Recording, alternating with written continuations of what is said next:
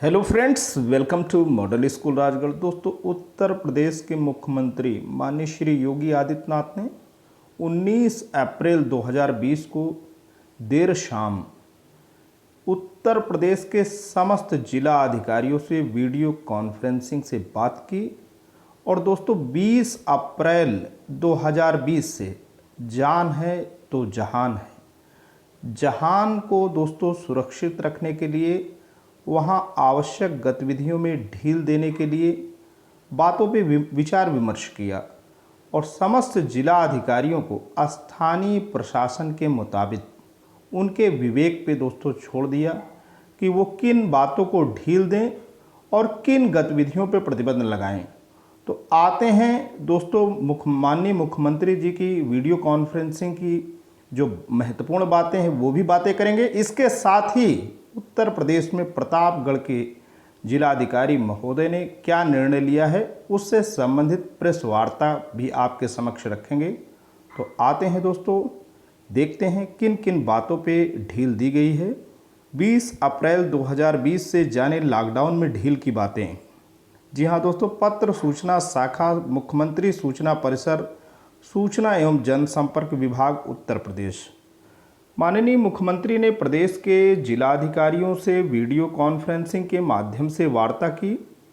सभी जनपदों के जिलाधिकारी अपने अपने जनपदों में दिनांक 20 अप्रैल 2020 से लॉकडाउन के दौरान गतिविधियों में छूट के संबंध में स्थानीय स्तर पर परिस्थितियों को देखते हुए निर्णय लें। माननीय मुख्यमंत्री जी, 19 ऐसे संवेदनशील जनपदों जिनमें 10 से या उससे अधिक के कोरोना पॉजिटिव केसेस पाए गए हैं के भी जिलाधिकारी सजगता और सतर्कता के आधार पर निर्णय लें।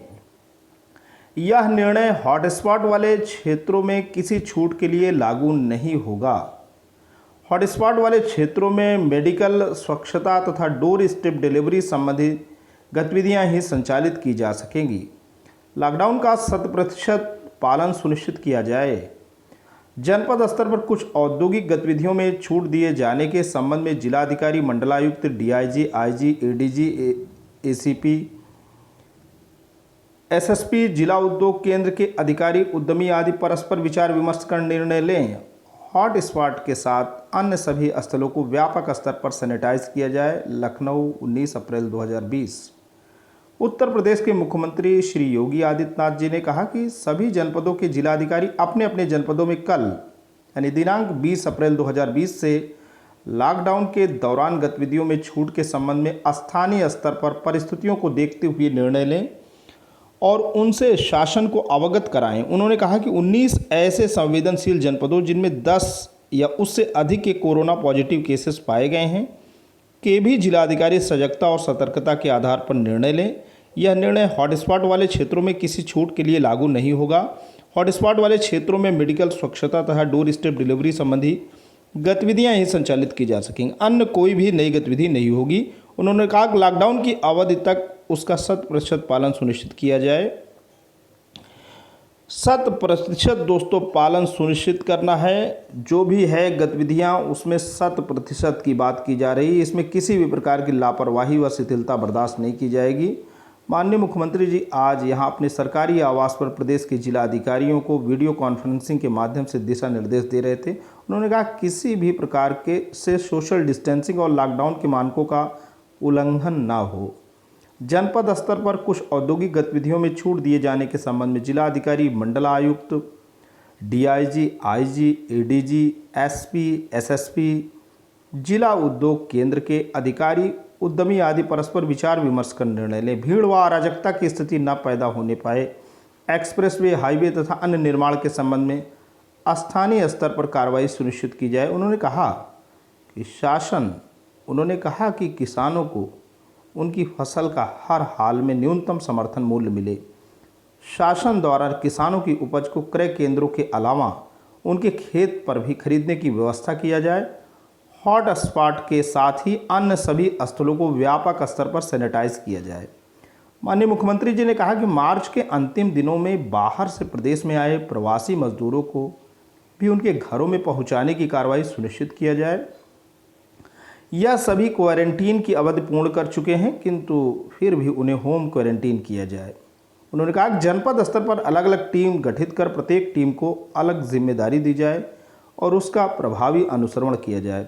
निराश्रित गोवंश के संबंध में भी कार्रवाई करते हुए उनके चारे आदि की व्यवस्था सुनिश्चित हो। माननीय मुख्यमंत्री जी ने कहा कि कोटा में अध्ययनरत लगभग 8,000 छात्र छात्राओं को राज्य सरकार द्वारा प्रदेश में वापस लाया गया है।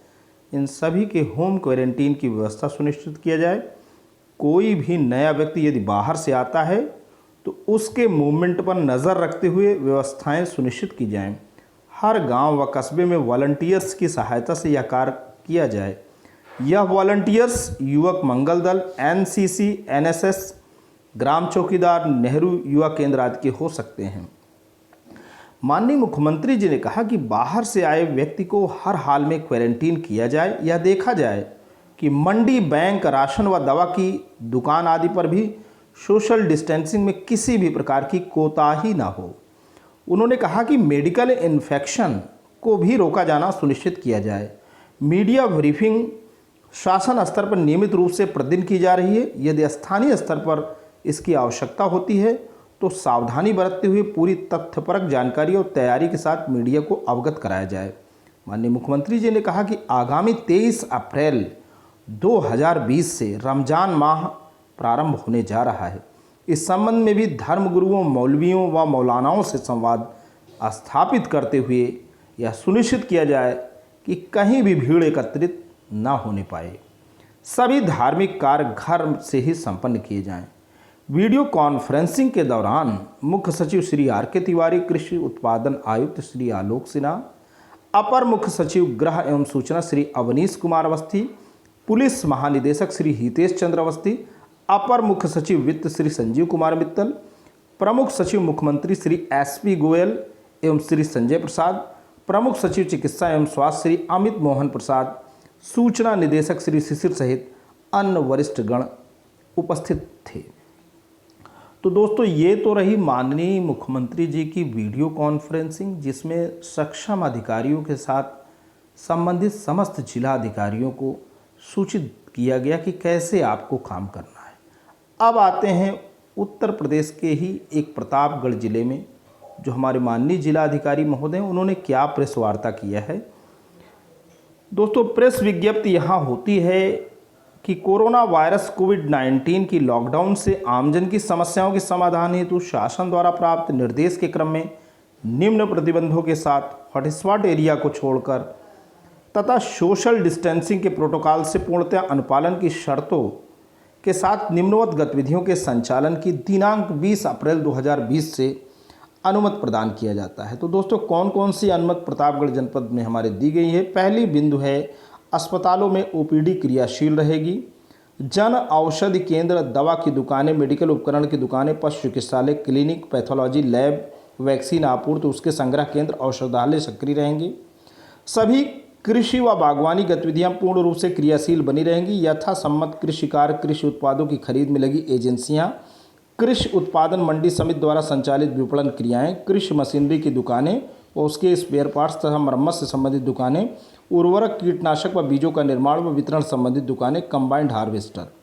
चौथा बिंदु कहता है, मछली पकड़ने, जलीय कृषि उद्योग, चारा संयंत्र, मछली उत्पादन, मछली बीज धारा तथा इनसे संबंधित श्रमिकों की आवागमन की अनुमति रहेगी। पांचवा बिंदु कहता है, दुग्ध प्रसंस्करण संयंत्रों, दुग्ध उत्पादों का संग्रह, वितरण, बिक्री व परिवहन, पोल्ट्री फार्म, हैचरी, पशुधन गतिविधियों, पशु आहार आपूर्ति, वितरण, गौशालाओं सहित पशु आश्रय गृहों का संचालन क्रियाशील रहेंगे। छठा, जो कि बहुत महत्वपूर्ण बिंदु है, बैंक शाखाएं, एटीएम, टाइनी शाखा, बैंकिंग संचालन, आईटी वेंडर्स, बैंकिंग करस्पॉन्डेंट्स। सातवां दोस्तों ये है कि बच्चों जो कि दिव्यांग, मानसिक रूप से कमजोर, वरिष्ठ नागरिकों, निराश्रितों, महिलाओं, विधवाओं, किशोर गृहों का संचालन होना है। आठवां बात करते हैं, आंगनबाड़ी कार्यकर्त्रियों द्वारा लाभार्थियों के घर पर ही 15 दिनों में एक बार खाद्य पदार्थों व पोषण का वितरण। नौवां बिंदु कहता है, मनरेगा के अंतर्गत जल संरक्षण एवं सिंचाई के कार्यों को प्राथमिकता देते हुए मनरेगा कार्यों को कराए जाने की अनुमति रहेगी। 10वां बिंदु है, पेट्रोल, डीजल, केरोसिन, एलपीजी के वितरण एवं मानक के अनुसार भंडारण। 11वां है, डाक सेवा, दूर संचार, इंटरनेट सेवा तथा पेयजल स्वच्छता एवं कूड़ा प्रबंधन आदि का संचालन होना है। 12वां बिंदु है समस्त मालवाहक यातायात, जिसमें पेट्रोलियम पदार्थ, रसोई गैस, खाद्य पदार्थ, चिकित्सा आपूर्ति निहित है का परिवहन एवं संचालन होना है। 13वां बिंदु कहता है कि किराना, दूध, फल, सब्जी, राशन, सरकारी जो भी गल्ले की दुकानें हैं, डेयरी प्रोडक्ट, मीट, मुर्गा, मछली, पशुओं के चारे की दुकानें दोस्तों संचालित होंगी। 14वां बिंदु ग्राम पंचायत स्तर पर जन सेवा केंद्र, कुरियर सेवाएं, ई वाणिज्यिक कंपनियां, कोल्ड स्टोरेज, निजी सुरक्षा सेवाएं, स्वनियोजित व्यक्तियों जैसे electrician, IT repairs, plumbers, motor mechanic, बढ़ाई संबंधित गतिविधियां संचालित रहेंगी। 15वां ग्रामीण क्षेत्रों में स्थित औद्योगिक इकाइयां, खाद्य प्रसंस्करण इकाइयां, आईटी, हार्डवेयर, पैकेजिंग एवं मैन्युफैक्चरिंग इकाइयां, ईंट भट्टे, एक्सप्रेसवे, हाईवे, सड़क सिंचाई परियोजना, रिन्यूएबल एनर्जी परियोजनाएं, भवन तथा लघु एवं मध्यम उद्योग जो नगर निकाय की सीमा से बाहर होंगे। अब प्रतिबंध कहाँ कहाँ है, आते हैं प्रतिबंध पे गौर करते हैं। बस एवं पब्लिक ट्रांसपोर्ट, समस्त शैक्षणिक संस्थाएं, ट्रेनिंग एवं कोचिंग इंस्टीट्यूट, समस्त taxi, auto rickshaw, cycle rickshaw, cinema hall, mall, shopping complex, gymnasium, sports complex, swimming pool, park, auditorium, bar, assembly halls, सामाजिक, राजनीतिक, सांस्कृतिक, धार्मिक कार्यक्रम। 2 व्हीलर वाहनों पर 1 व्यक्ति व 4 व्हीलर पर 2 व्यक्तियों की अनुमति होगी। दंडात्मक प्रावधान भी दोस्तों है। लॉकडाउन के दिशा निर्देशों के उल्लंघन पर किसी भी व्यक्ति के विरुद्ध द डिजास्टर मैनेजमेंट एक्ट 2005 की धारा 51 से 60 तथा भारतीय दंड संहिता की धारा 188 में दिए गए प्रावधानों के अंतर्गत कार्रवाई होगी। जिला सूचना अधिकारी प्रतापगढ़, माननीय जिलाधिकारी। तो दोस्तों ये इन्फॉर्मेशन, ये वीडियो आपको कैसा लगा? अगर आपको अच्छा लगा हो तो प्लीज़ इसे लाइक करना, चैनल पे कमेंट करना। लेकिन अगर आप मॉडल स्कूल राजगढ़ की इस खूबसूरत यूट्यूब चैनल पे नए हैं, पहली बार विजिट कर रहे हैं, तो प्लीज़ इसे सब्सक्राइब करें। जब भी आप सब्सक्राइब का बटन प्रेस करते हैं, बराबर से एक बेल आइकन आता है, उसे प्रेस करें और चैनल को सब्सक्राइब करें। Thanks for watching and listening. This is Ajay Prakash Dubey signing off.